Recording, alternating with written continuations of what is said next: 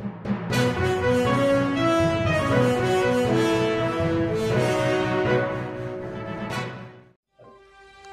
सोलापूर न्यूजमध्ये आपल्या सगळ्यांचं स्वागत। वेरूळसह विविध देवस्थानांचे दर्शन करून परतणाऱ्या सोलापूरच्या 5 शिक्षकांची कार दुभाजकाला धडकली। त्यानंतर कार पेटही घेतला।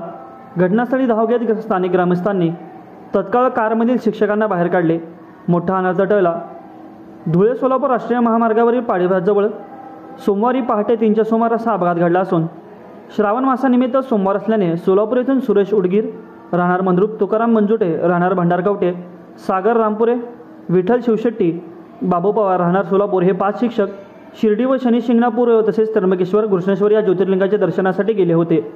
रात्री 12 वाजता मंदिराचे दर्शन घेतल्यानंतर MH13 EK 5870 या गाडीने येत असताना छत्रपती संभाजीनगरहून सोलापूरला जाण्यासाठी निघाले असता धुळे सोलापूर राष्ट्रीय महामार्गावरील पाचोड ओलांडताच तालुका पैठण शिवारामध्ये हॉटेल फौजीसमोर चालकाचे कारवरील नियंत्रण सुटल्याने भरधाव कार थेट दुभाजकाला धडकली।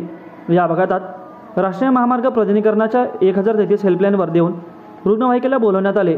रुग्णवाहिकेवरील कर्मचारी महेश जाधव, रवी गाडे आदींनी घटनास्थळी दाखल होऊन जखमींना तातडीने ग्रामीण रुग्णालयामध्ये प्रथमोपचारासाठी दाखल केले। त्यानंतर छत्रपती संभाजीनगर येथे त्यांना हलवण्यात आले। या घटनेची नोंद पाचोड पोलीस ठाण्यामध्ये करण्यात आली असून पुढील तपास सहाय्यक पोलीस निरीक्षक सचिन पंडित करीत आहेत। माझं सोलापूर न्यूज या YouTube चॅनलला सबस्क्राईब करा आणि बेल आयकॉन प्रेस करायला विसरू नका।